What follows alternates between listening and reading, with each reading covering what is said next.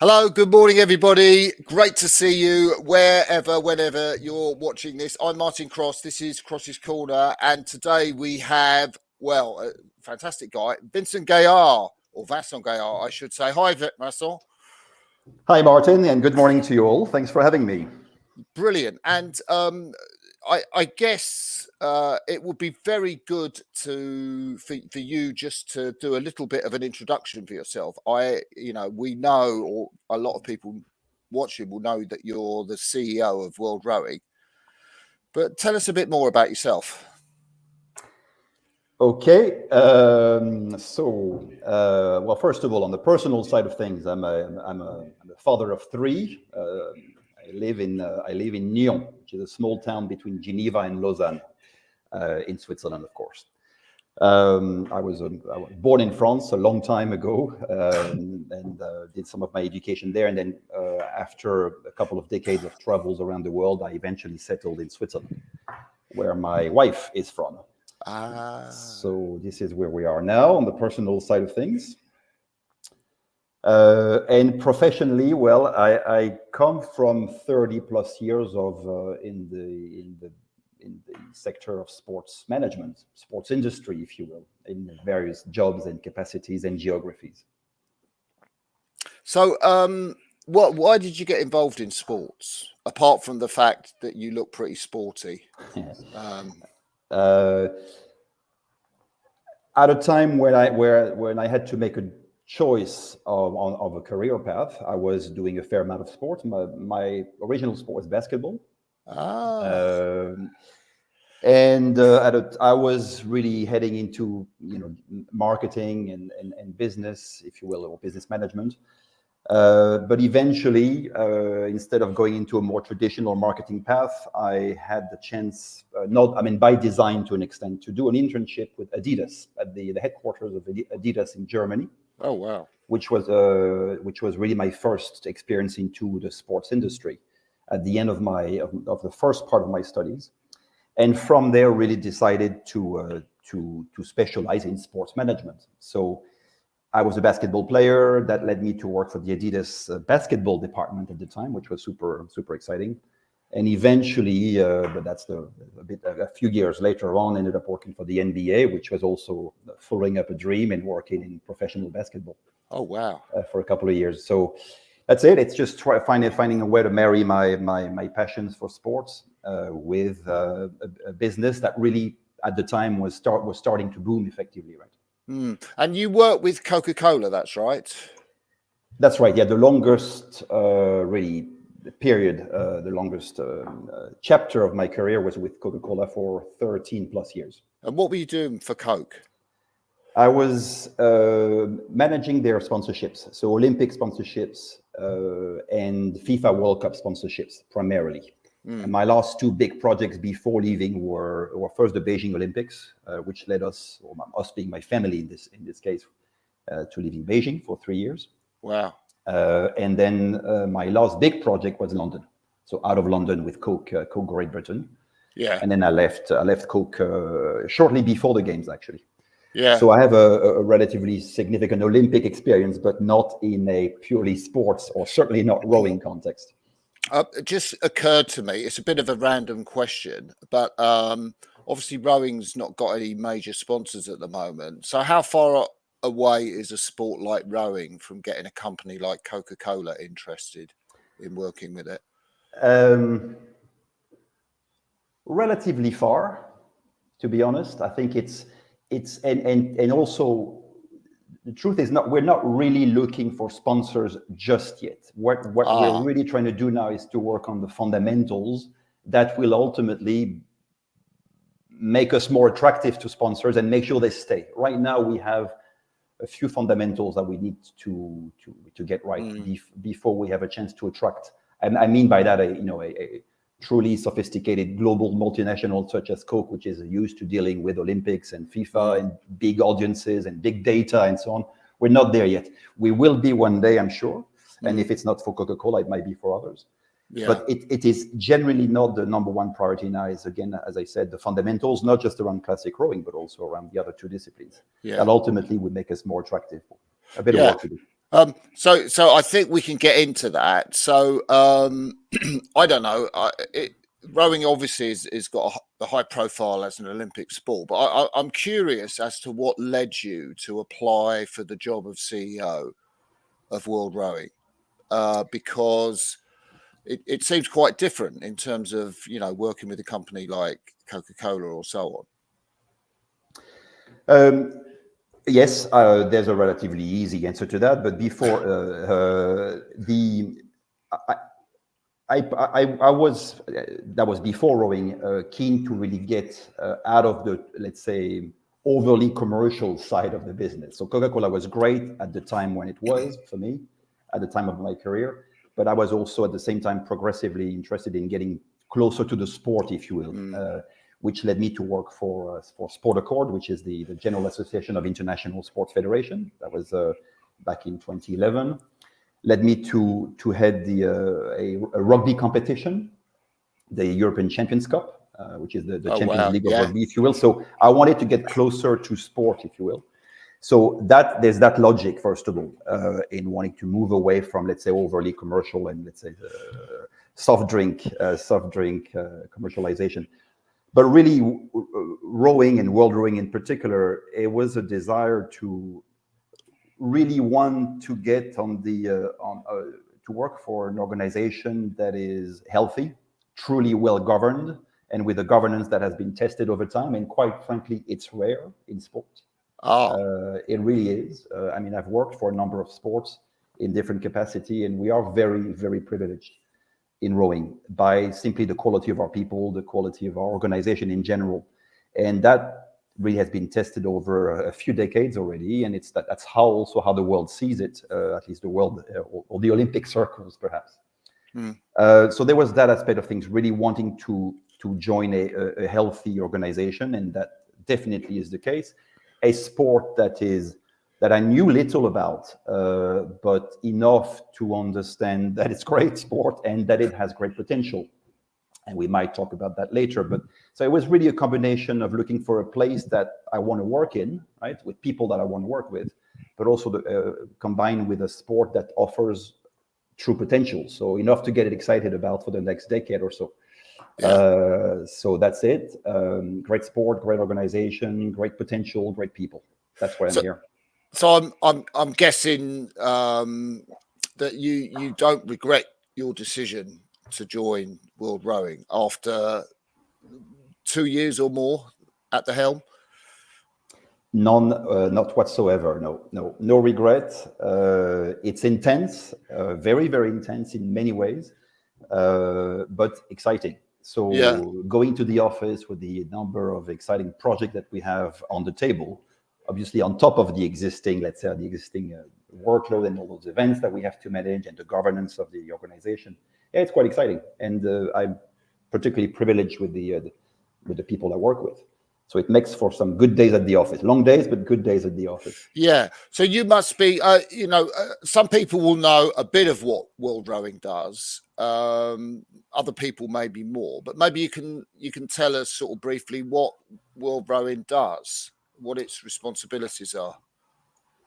The simplest way to put it is we are the official governing body for the sport of rowing around the world, right? The single official governing body. And it's not necessarily granted. You have sports that are effectively governed by multiple organizations, but we have this privilege to be really recognized as the governing body, which I suppose first and foremost means that our role is about organizing the sport and regulating the sport in all its forms. So that's what we do. And what I have been doing for the last decade is organizing the sports and regulating the sports, organizing competitions, obviously, right? From world championships to World Cups to smaller events as well. In classic, in coastal, now in indoor rowing as well. So that's what we do. And the way we go about it, of course, is we are reliant, first of all, on a very large, very, very large volunteer body, a group of volunteers that work for us around the world in different commissions in particular, in our council, in our executive committee. So these are the people that really make World Rowing and make the decisions at World Rowing. So we do all that, but of course, what we need to do as well, and we need to do more of, is also engage with fans, reach out to casual sports fans around the world. It's to communicate, it's to market, find sponsors, as you said earlier, or partners. Do our job to really truly promote the sport of rowing in all its forms around the world. All that with a team of 20 plus based in Lausanne. It's a bit of a challenge, but we're on it, and we're trying to do the best we can in that context with the support of our today 159 member organizations, so member federations, if you will, national federations of rowing around the world. That's pretty cool. I know, talking to some of the guys, the great team that you have working with you, that there's a huge amount of work for a team that size. It is truly enormous. It really, really is. We're stretched in reality by the resources that we have to do all that work. As I said earlier, we have, let's say the existing, all the regulations, the events to run, which is relatively heavy all around the world, of course. But we're adding some new projects on top of it, right? Those projects that are really will make us maybe also our sport more attractive to fans. There's new project in the marketing, in the comms, in the commercial space that we need to be quite active with, which consume time. So they're long days, and it's a small team. But again, as I said, we're relying on volunteers, and we're very privileged with the quality of the volunteers that help us around the world in those various commissions, in particular. So we manage, but it's a challenge. So we need to find a way to also generate more revenues and more resources, to add resources to the team, because it's becoming difficult, is the reality. At the very least, because the governance of modern sports is becoming increasingly complicated and demanding for the right reasons often, but much more demanding nevertheless, which requires people and budgets and so on. So yeah. So, I think as long as I've been involved in rowing, there's been conversations about how the sport might look, and in terms of the future, why is there so much focus now from World Rowing on the future of the sport and how it might change or develop? I mean, why now? What's happened? What's gone on? I think it's fair to say that that we have been seeing, and that frankly predates COVID, way before COVID, for the last 10 years or so, we're seeing a huge change of paradigm, really, in the way sports works, in the way fans consume sports, or the way they participate in sports. So the whole really industry is turned upside down. I think it's as simple as that. We have new generations that have very different lifestyles, as you might have seen, which means that they engage with sport very differently than the previous one. No longer on a TV in their parents' living room on multiple screens. That means that's change. That's very serious change in the way we promote rowing to these generations, right? And it's also sports operates in increasingly competitive environments, right? With other sports, of course, but also with other forms of entertainment. So what it means in terms of, let's say, impact or negative impact on our traditional revenues, in particular, on the way we have to go about doing our business, is quite radical. So we have to adapt to that world that is changing. And it's increasingly difficult to do it on our own because we don't have the resources of the financial reserve really to invest in more people and things. So we have to do that through partnerships, potentially through third-party investment as well, because otherwise we're struggling. And we're struggling means we're struggling to serve the sports in the way we should. So we've decided to embark on some of those projects because it's quite existential in some ways for the sports. If we want the sport to stay top of mind, to be visible in that increasingly complicated landscape, we have to adapt. We have to offer new forms of the sport, whether in classic or indoor or coastal and so on. I mean, this may be an unfair question because I'm not sure you would have the stats to hand, but just taking in terms of traditional television audiences, where does rowing? I'm thinking maybe classic rowing more than the other sorts of varieties. where does that sit in terms of the Olympic hierarchy of what people watch currently? It sits, let's say, relatively well in the Olympic Games once every 4 years, right? So the scores that we do and have done in the previous Olympics are okay. They're in the, let's say, in the second tier, if you will, right, of sports. Let's assume you have obviously third tiers. We probably will be in that second tier somewhere. But that's only once every 4 years. What's far more important in many ways what's happening in between those Olympic Games, of course, whether related to our World Championships, our World Cups, or any other event we put on. And that is, on the other hand, much more difficult because the way we typically, let's say, our various competition is through linear TV, right? Mm-hmm. And linear TV is certainly not going in the right direction in terms of promoting sport, with maybe a few exceptions, football or otherwise. But so we need to change platforms in the way we broadcast our events as well. Right? So one of the things I'm conscious that kids now, the image, I think Thomas Bach, the head of the IOC, might have said this, that the attention span or attention grabbing is more measured in seconds than minutes. And kind of what I'm wondering is, how does rowing go along or capture that zeitgeist, that sense of, the moment? What does it have to offer for those, I guess, say kids that have that small attention span? You see a radical change in attention span, that's clear. You see a radical change in the platforms they use to follow whatever they want to follow. And so there's some of those fundamental trends are at play now. And so it's about making sure for us that we are visible on platforms that the new generation follow, right? On social media, obviously, on demand, right? So you also see young generations far less interested in the results of, per se, far more interested in storytelling, stories about the athletes, as an example. And so increasingly, we want to be in that space of providing quality content on new platforms, digital platforms, social media, storytelling, as opposed to just results, right? But that requires a significant shift in the way we produce our content, which in turn requires a significant amount of investment. And so we're in that kind of a catch-22, which is about needing to find resources to really operate that shift and create that content that will be suitable for young generations. So how's World Rowing set up now? What sort of groups or structures do you have that are looking into this brave new world or potential future? So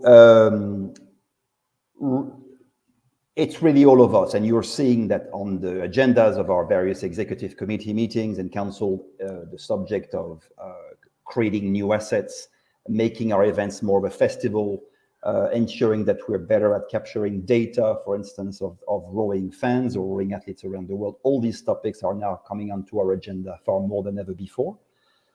Many of them are commercial, which means that we've had to staff our commercial team. So our commercial team is now 3, but it's only 3, but it's better than in the past. So we have now a team in charge of having discussions with potential partners or current partners, because we have a few. And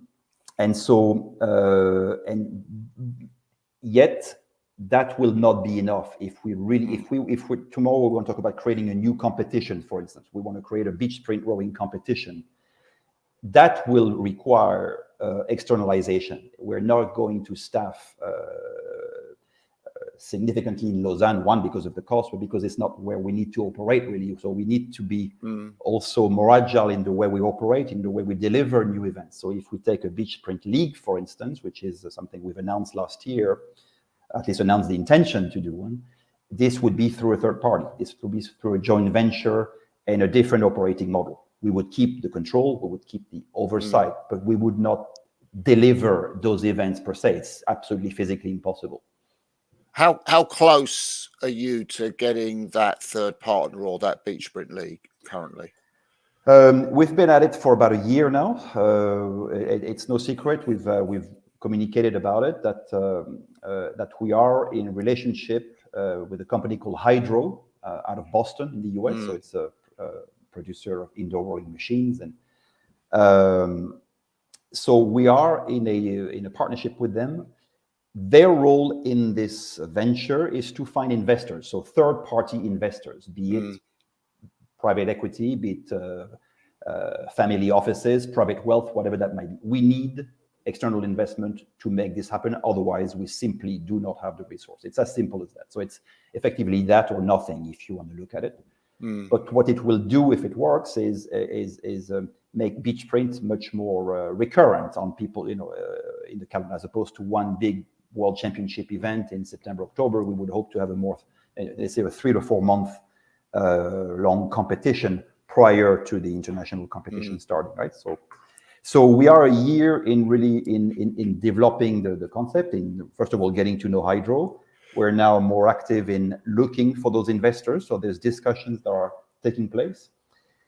If everything goes well, by early 2025, we will have investors lined up. We will have a governance model developed, which is tricky, right? And then with an idea to launch before Los Angeles. So let's say either 26 or 27. Very challenging also because it's intended to be a franchise-based league, or clubs, if you will, as opposed to what we do traditionally, which is member federations or country-led team, if you will. So that requires a different structure. That requires, a more agile operating model. That's what we're trying to create. Yeah, I just wonder, in terms of sponsorship and finance. I know next year the World Championships are in Shanghai and China. How important is it in terms of world rowing to be in China and to tap that potential market for sponsors? Absolutely critical. Absolutely critical. One, first of all, from a sporting standpoint, because the addressable audience is much, much greater, right? So we want the Chinese population to know about rowing and hopefully to become rowers, right? So that population, of course, we cannot escape. So we are putting a greater emphasis in what we do in China. So Shanghai 2025 is a good example of that. We are also hopeful that they will be hosting in the near future a World Coastal Championships, beach sprint finals, in a different place of China. So it's critical. It's not the only part of the world that's critical for us to grow in, but it's certainly one of them. Where else is critical for that then, Vincent?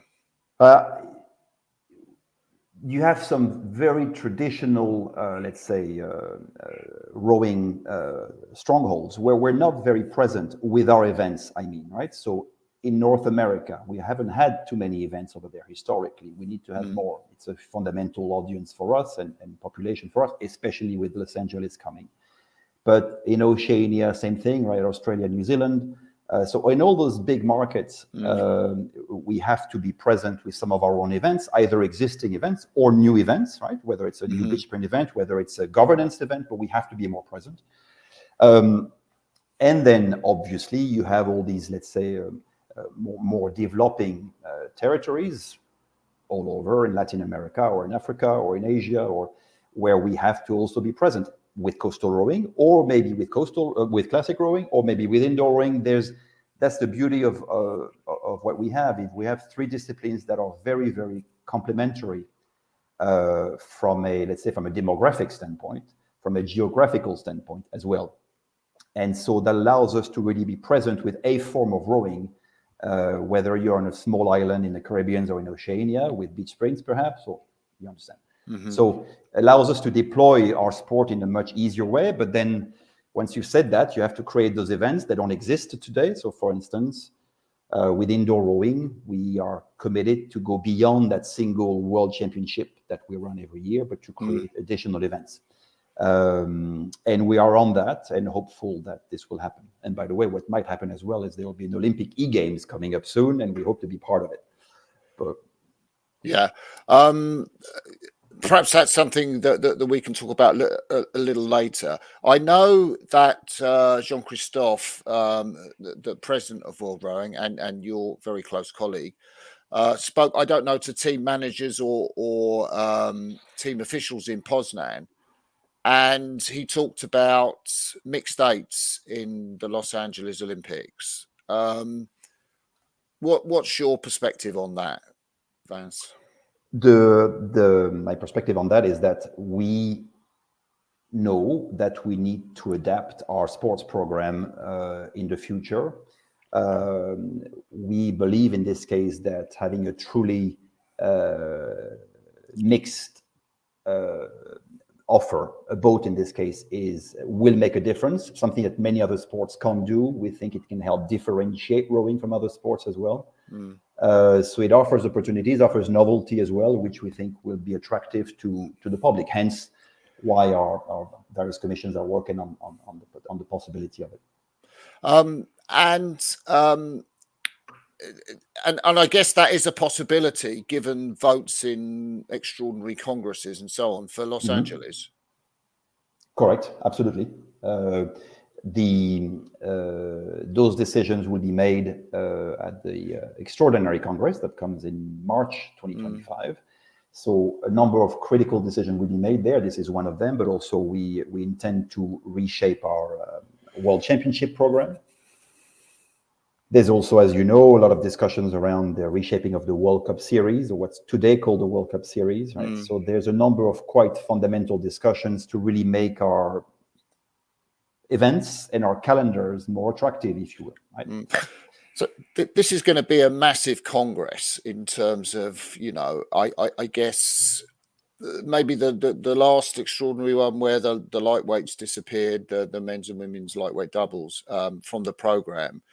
But let's kind of have a hypothetical outline. What are the decisions or the questions that may be faced in this extraordinary congress to look in what rowing might be like in the future? So what it's intended to do, this quadrennial congress, is to make decisions on rules, right? So it's about the rules that will apply for the next quadrennial, so for the following 4 years, effectively, right? So until 2028 included. That's what it's about.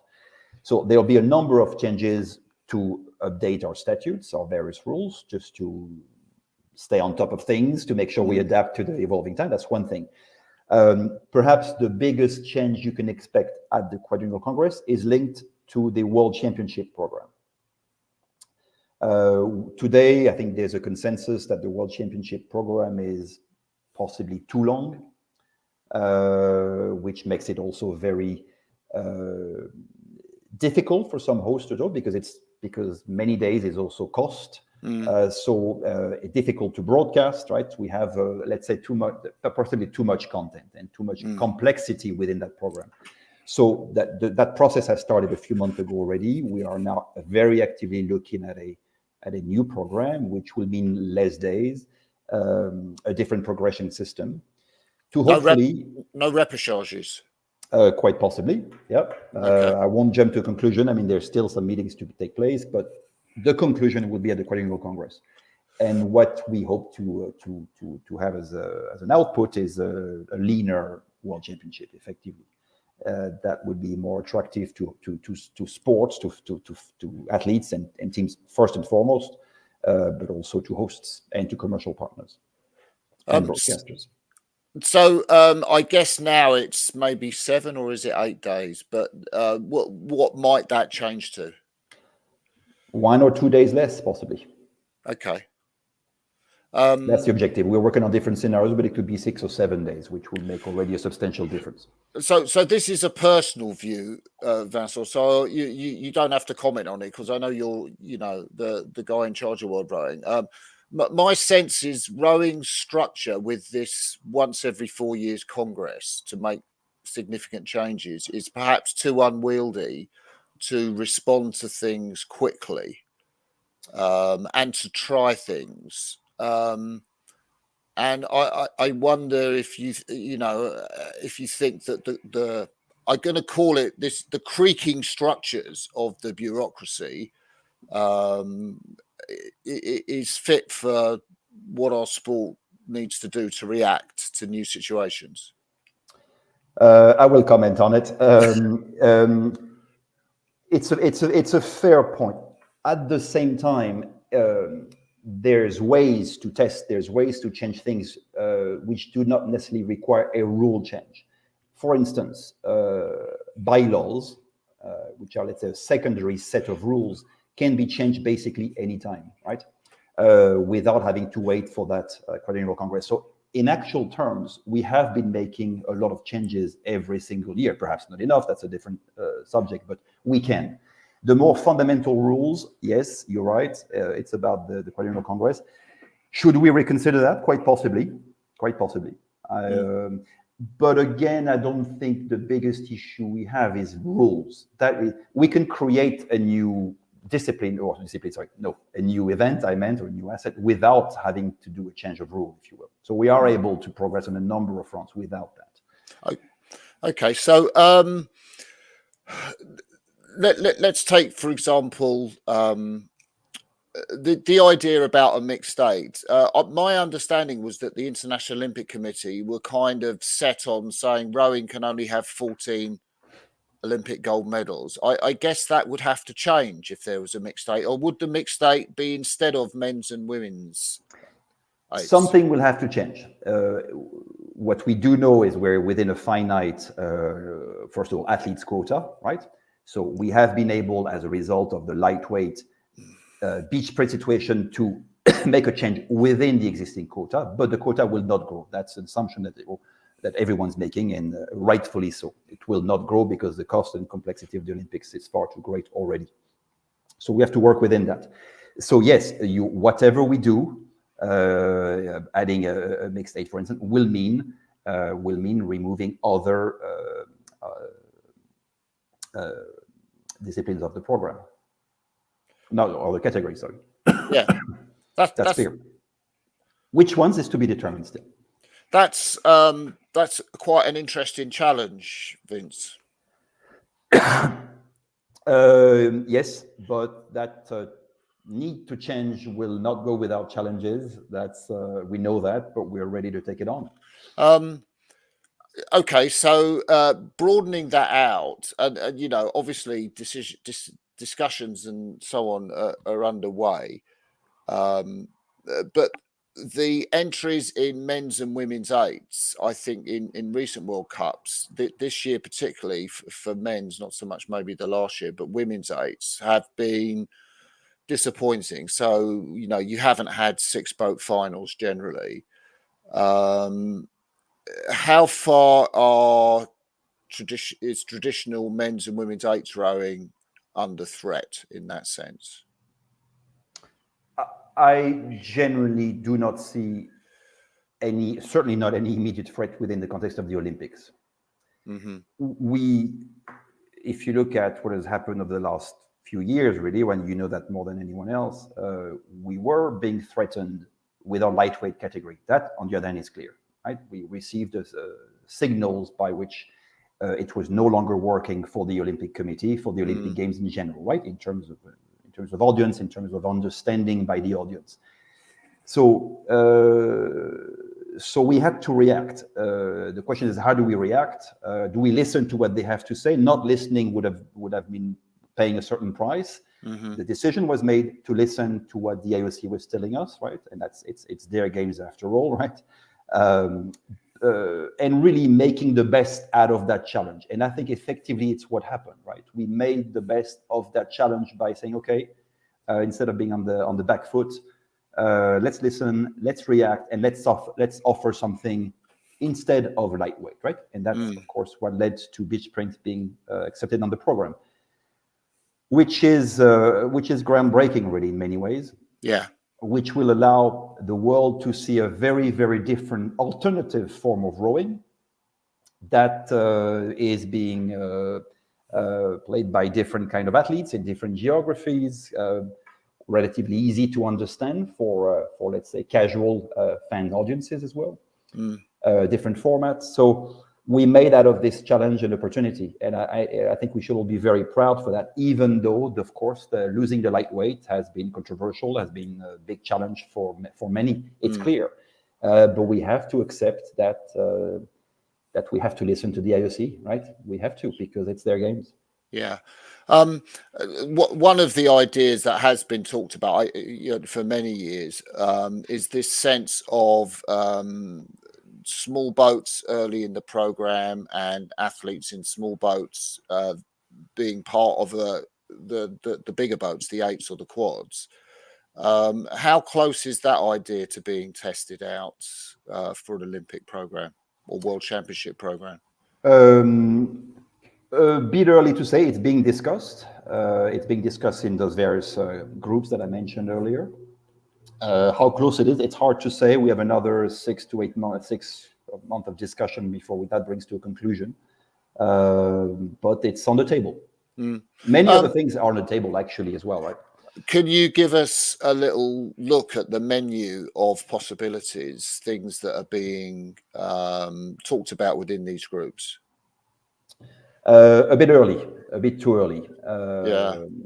to say. There's discussions about, first of all, it starts with the World Championships, right? The two have to align. Yeah. So I mentioned a change in progression system that is being discussed. And yes, there's a discussion about also lightening both the let's say the standard program, but also the para program, right? To remove a number of categories which are, let's say, not popular enough for teams, right? Probably the biggest challenge we have today is we have too many races effectively with 2 boats or 3 boats in them, not enough competitive, and that is really not showing the best of our sport, and we can no longer afford to do that because we lose spectators, we lose fans, we lose everyone. Really, it creates complexity that doesn't serve the sport at all. So we have to make things much leaner, more impactful, better produced. To make a product that is appealing to not just the core rowers, because that's easy, right? But for more casual sports fans, to get more people into the sport, to get more kids wanting to try rowing as opposed to something else. So all these things are playing out. So you can expect something, a program that will be leaner, but I won't go into more specific in terms of in terms of what it means concretely. We still have to work to do. So I know these groups are going on. Obviously, Jean-Christophe will be playing a significant role as you yourself will. I'm just wondering, people. I'm part of WhatsApp group discuss how rowing might look, or this. I'm interested how world row fans, rowers could interact with these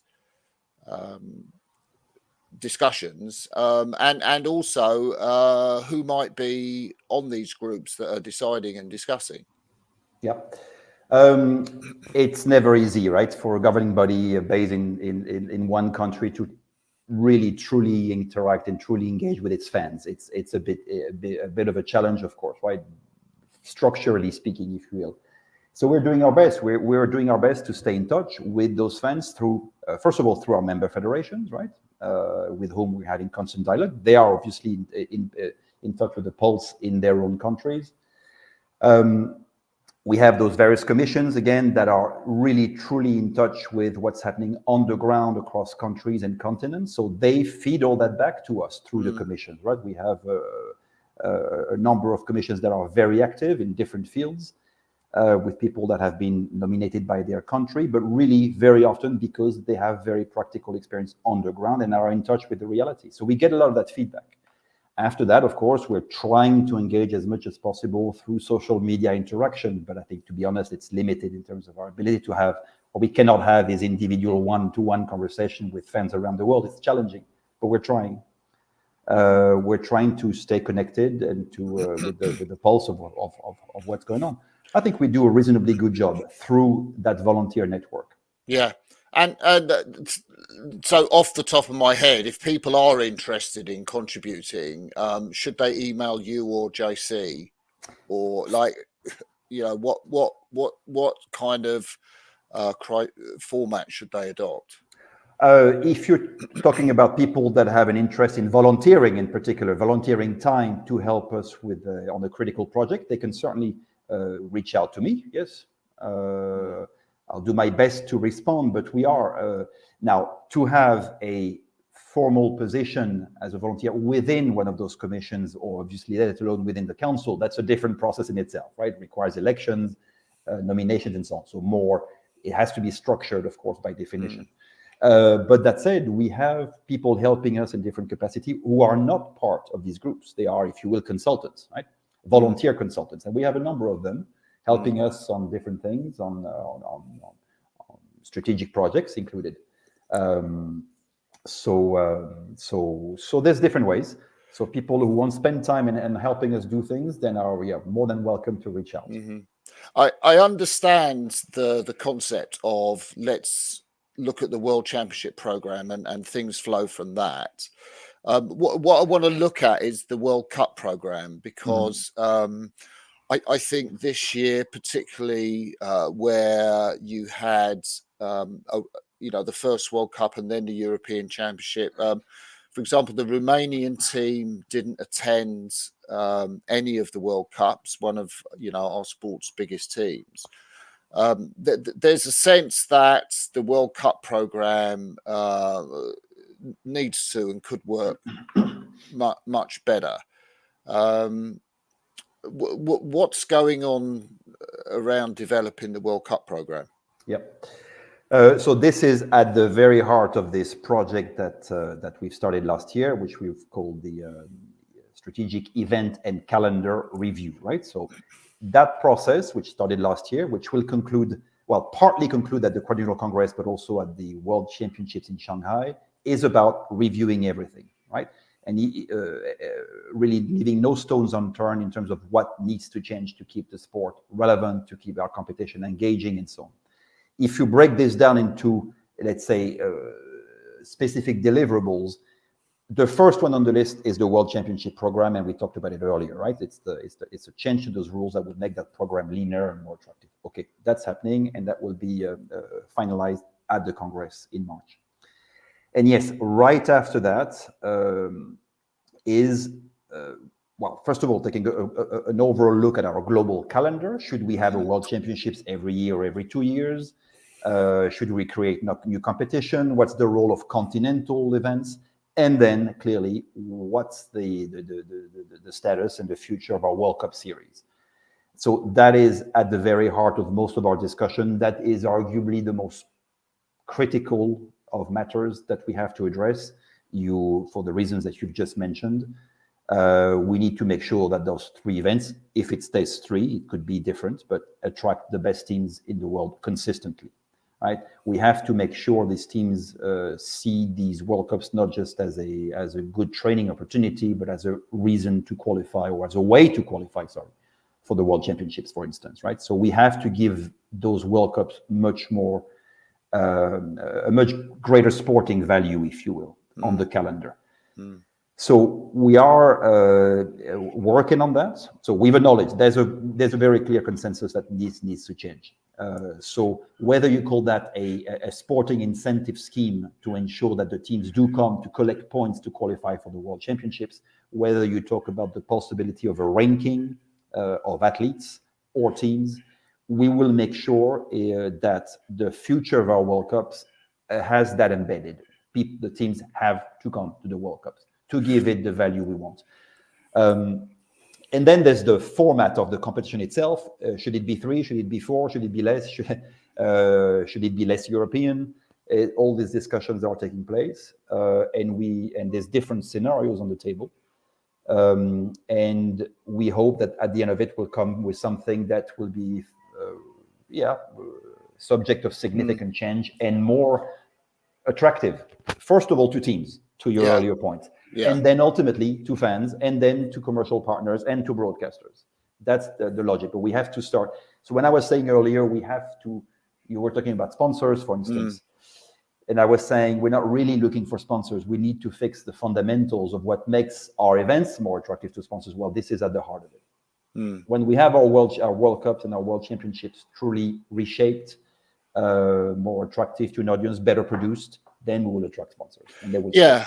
So I kind of, one of the possibilities is this, rather as in soccer, you have a qualification process or campaign to get into a championships. Something similar is being thought about for using potential World Cup events in that way. Yes, together with giving a greater role to continental events as well. Oh, could you say a little bit more about that? No, a bit too early. But there, on the different scenarios, we are convinced that the continental events, as we know them, need more attention, have a potential to grow and to be more relevant on the overall calendar, right? So therefore, world rowing taking a greater role in organizing them. So it's a question of really looking at that, the World Cups, the World Championships, into what will be a coherent calendar that works for classic rowing. And that itself will have to be independent from the calendar of coastal rowing or the calendar of indoor rowing. Because right now, by default, we have been looking at a calendar that kind of works for us because we're having to organize everything, but it's no longer sustainable. We have to make sure that each discipline has its own calendar in such a way that we truly optimize the potential of that discipline, right? Whether it's indoor, coastal, or classic. So it needs to be looked at holistically, but also, if you will, independently, right, from each other. Does that make sense? It does make sense. And one of the things around World Cups, I know, on the various WhatsApp groups that I'm part of, is that, as you will know, to watch the whole event, particularly the way it runs with medal ceremonies and races, it takes a big investment of time. Yeah. And I'm wondering when that might change, or how soon we can, are we looking at a different World Cup program in 25? Is there anything you can say about some of the changes that in that program that might be being examined? You mentioned rightfully the medal ceremonies. This is something that we know needs to be optimized for the reasons you've mentioned. So we are now testing different ways to do it, probably on the back end of the events. You most likely will see a significant change already in Shanghai 2025 in the way we're going to do this, and also in the location where we're going to do it. As an example, the intention is not to do those ceremonies at the venue, which is, let's say, an hour away from downtown Shanghai, but to bring that ceremony downtown where there's people, where there's a backdrop, where there's a bit more excitement. So the medal ceremony is definitely an important element we need to improve, exactly for the reasons you've mentioned. In terms of the rest, I think in terms of what you can expect, for that reshaped World Championship that we talked about, that will be from Shanghai onwards, right? So change being made in March at the Quadrennial Congress, implemented from 2025 onwards. And then there will be another one in 2021, 2029, which will apply to the following quadrennial. So that's for the World Championships. The World Cups is a slightly different story. Because we've already attributed some of those events, so it makes this a bit quite difficult to change in some sense. I think you can expect the next 2 or 3 years of World Cups to be relatively similar. But that is not to say, in terms of, let's say, in terms of the format, but that is not to say that we will not be implementing that incentive scheme, if you will, or that ranking system relatively early on. So probably by 2027, we should have a World Cups with that new scheme in place, which will give better reasons for the team to actually come, if you will. But the big future new calendar with all the full changes will be 2029 onwards, effectively. It will be after LA by definition. Events that have not yet been attributed.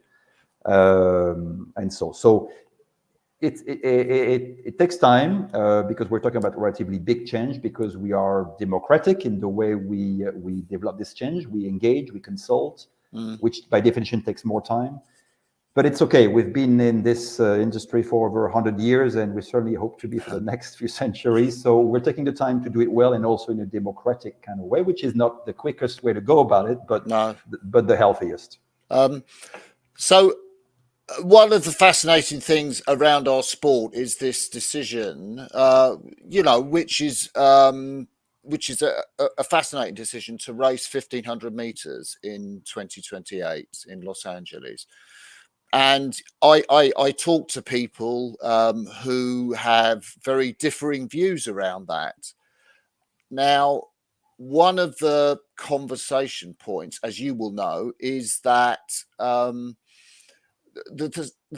viability of world rowing not having any 1,500 meter events in the year before the Los Angeles Olympics. And so I kind of want to ask you about that and then come back with another question. Different views, did you say? Yes, clearly. I mean, as you know, that decision predates me, so I'm not the best really to take us through the way it came about. But it was decided at the time, as a result of consultation, that it would be a single exception, and therefore that there would not be any qualifying events on 1,500 meters in the year leading to it. It was decided because our members wanted it that way, effectively, right? So not an easy decision. It could have been done differently, perhaps. Yet the let's say the majority decision was to decide to make it an exception only, and that it results in what you know, which means that all the qualifying events will be on 2,000 meters.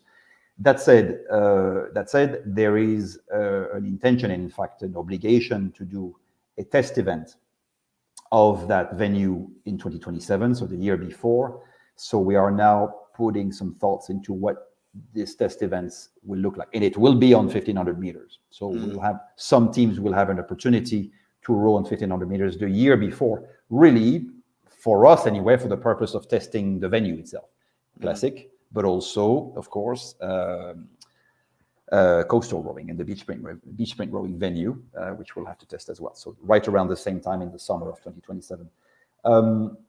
So that's it, really. The controversy there was, I understand, different views, certainly. The way I look at it, and really perhaps simplifying things to the extreme, but if it down to a choice of rowing being 2 or 3 hours away in a very, very remote place around Los Angeles, difficult to access, requiring ancillary accommodation and so on, and with the complexity and the cost of all that, between that choice and that exception that you know about, to be in the heart of LA in an iconic venue, to me, it's quite clear. The decision was the right one, but I appreciate the controversy. But I'd like to think that the decision was made in a very democratic way, in a very transparent way, and here you go. So one of the views I heard this weekend, which I guess would concern the World Cup program in 2028, such that it would be, is that assuming teams want to test themselves over 1,500 meters, you would have regattas like Essen or Duisburg or the Bosbaan in the Amsterdam offering 1,500 meter races because they could attract Olympic teams, and the World Cup would therefore lose out. So I wonder, I don't know if you've heard about, if that's something that's crossed your radar, but I wonder if you could comment on that. Actually, it has not crossed my radar. No, it's not necessarily surprising that there's that intention. We will see. What is certain is we will not get involved in organizing those regattas on 1,500 meters, other than the test event that I've mentioned before. And that we will be looking at making the 3 World Cups in that same year as attractive as possible, including through that incentive scheme that I mentioned to earlier. Yeah. So if there are other opportunities for teams to test 1,500 meters, then so be it. It's certainly not a bad thing. Yeah. with staying with the World Cups, something I probably should have asked about earlier in that context. I remember well Lucerne. Club crews, good club eights, and say, for example, Oxford Brookes in Great Britain, or say some of the American universities like Washington, who did so well this season. They raced in world in these regattas like Lucerne, and just a couple of weeks ago, the Oxford Brookes 8 raced on the Bosban and defeated the Dutch Olympic 8. What's your take on opening the World Cup series to, club crews of a good standard? That is not really on the agenda, I must say. We need to focus really on what we do best, which is what is unique to our role, which is elite competition for national teams, right? That's what we do. That's what we are. That's what we've been created for, effectively. Doesn't mean we could not, because we will, as I said earlier, in other disciplines, right? For instance, with coastal. But for the World Cup, interestingly, the World Cup for us needs to remain about national teams, the best of the national teams coming consistently, as we said earlier. What we are looking at also possibly is a more of a mass participation component to the World Cups, right? That would allow the host to feature the best of the local national youth, for instance, right? Because we think that's a component that's missing in precisely sometime in our ability to really offer opportunities to younger demographics, or let's say different kind of groups. But the club competition within the World Cup is not really on the agenda for now. I know European Rowing are discussing the possibility of a club lightweight competition, very early days, but that is being discussed. We have to focus, and we can't do everything. We also have to pay attention to the masters community, and we want to do that. We want to create more opportunities for masters, for instance, for a number of reasons. So we just can't be doing everything. But it's not a bad suggestion. I take note of it. So I remember particularly in Great Britain where there used to be a dedicated rowing press and with correspondence, and you would have personalities. Obviously, Redgrave was a big name, but Matthew Pinson and James Cracknell. And I would have newspaper editors ringing me up to say, what are these guys doing? Now, I guess to an extent, in world rowing now, it's hard to see a rower or a star with that kind of profile. It may be unfair to ask you what you think in terms of, rowing personalities or people that could sell to an audience outside the sport of rowing, or what your sense is of what's on offer in our sport about that. I absolutely have a sense that this is something we need to do much more of, and by that I mean doing more storytellings around the individuals, around the life outside of the boat park, and all these things. And yes, it's maybe not something that comes naturally with the sport itself, right? Relatively low ego in general, and very oftentimes not wanting to really to be too much in the spotlight. I think that's a bit in the DNA of our sport. Yet it is necessary that we give the general public and more casual fans an idea as to who the best rowers, who they are, right? And what's their life. That's also why this idea of a ranking that I mentioned earlier is important. We need very simple tools to allow casual sports fans to understand what the sport is about. And that's usually start with who's the best team, who's the best athlete. Difficult to do in our sports, for sure. There's a number of challenges, but we are working on it, and we have a very firm intention to find the best ranking that can possibly exist. It requires a relatively complex algorithm, given the complexity in a number of categories and so on, but we're on it. Final question, because it's been amazing, Vince, talking to you, and I know how busy you are. So to have an hour of your time is incredible. So I kind of know the answer to this question, but I'm going to ask it anyway. How optimistic are you about the future of rowing? Very, and I mean it, very optimistic. Otherwise, I wouldn't be here, and otherwise we would not all be so committed and engaged in trying to find a way to really bring rowing more into the spotlight. Very optimistic. However, conscious that it's going to take time. When I started my role 2 years ago, I quite quickly, after a bit of an assessment, told our executive committee it's a 15-year job and I mean to really get to a transformation, right, of the image of the sport, of the reach of the sport, of the revenues of the sport, right? Why so long? One, because we have to avoid the pitfalls of short-term thinking, right?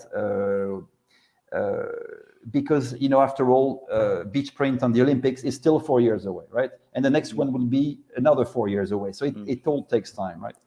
And nothing is simple. For instance, I've mentioned we are being challenged now by lack of resources.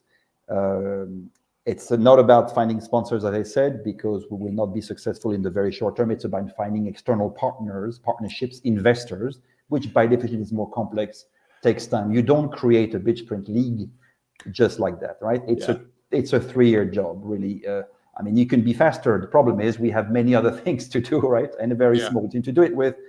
And so, but do we have the potential, one, to improve the visibility of classic rowing as you know it through a better calendar, a better event, better hospitality, things, for instance, that Henley does well, that the boat race does well. We need to do better.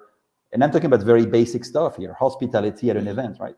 So whether it's that potential around classic rowing, whether it is the gigantic potential we have around indoor rowing, which hopefully will start by putting indoor rowing on the first edition of the Olympic e-games, which is right around the corner, but all the things that we hope to do around it, creating new events. And then, of course, coastal rowing, there's a potential that is immense, in particular because those disciplines are truly complementary from each other. And so the potential is great. There's a lot of work to do. It's not short-term thing. It's relatively long-term. So we're on it.